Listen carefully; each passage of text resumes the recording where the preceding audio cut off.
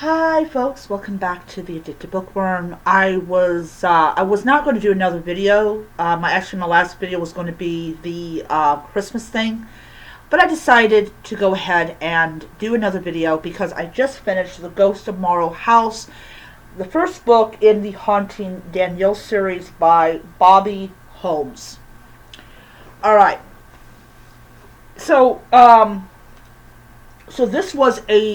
here is the book. So this was a free book that I got like several months back, and I was like, yeah, I want to finally get around to actually reading the book because it was free. So I'm like, okay, go ahead and do this. So The Ghost of Marrow House is book one. I actually have the Christmas one, which is the newest one. Next week, I'm going, or maybe I might do it this week, I don't know.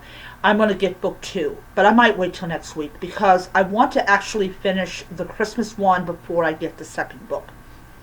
So The Ghost of Marrow House is about a woman called Danielle who has the ability to see certain spirits, and her friend Lily. And Danielle inherits Danielle inherits the Marrow House because her name is Rachel.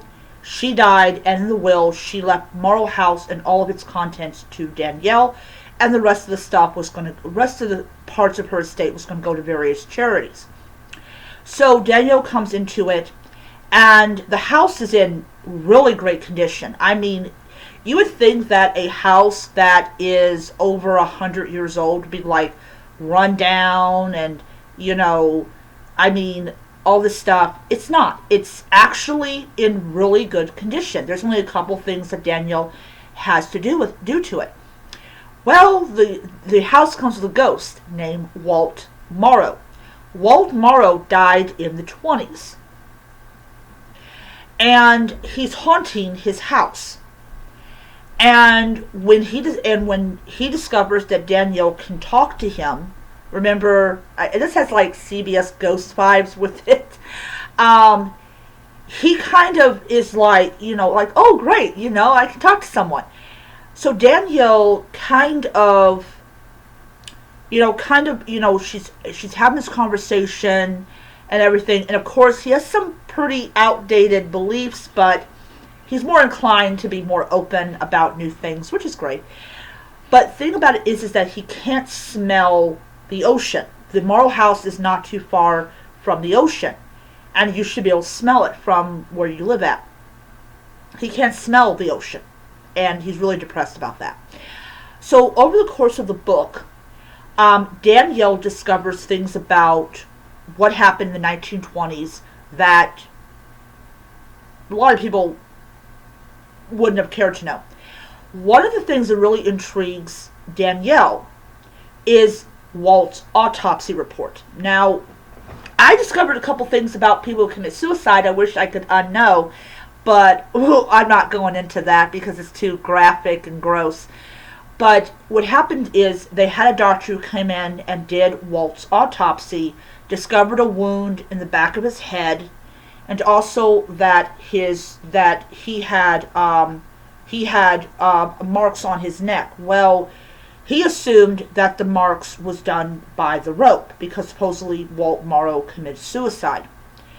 Well, Joe, who is I believe he's a medical examiner or a police officer, he talked about how Walt's autopsy did not point that this man committed suicide.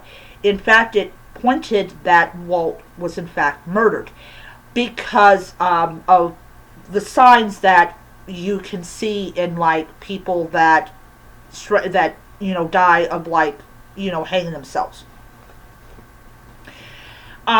So it becomes clear with just the outside condition of the body that Walt was in fact murdered. But because the doctor was most likely a small town doctor and he had never seen a strangulation before in his life, or he had never seen somebody, a suicide victim, he just come to the conclusion that Walt committed suicide. But in fact, he was murdered.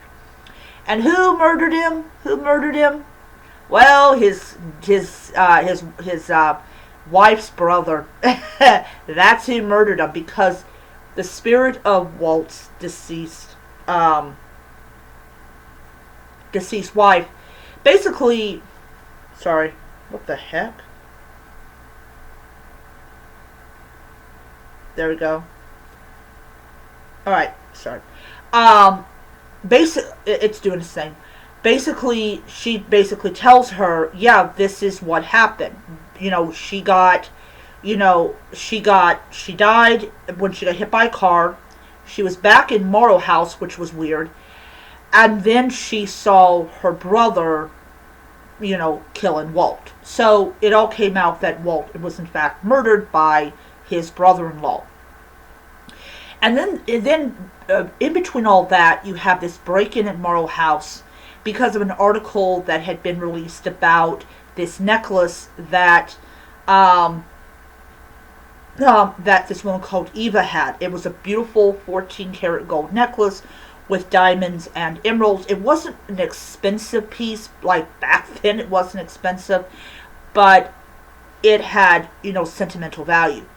Well, these two guys wanted this necklace, and they broke in, and Walt scared them away using his ghostly abilities.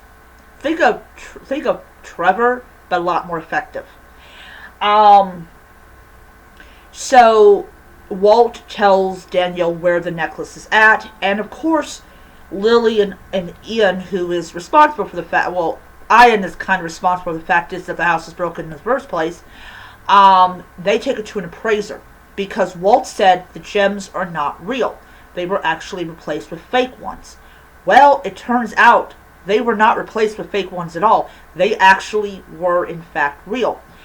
And the necklace is over $1 million.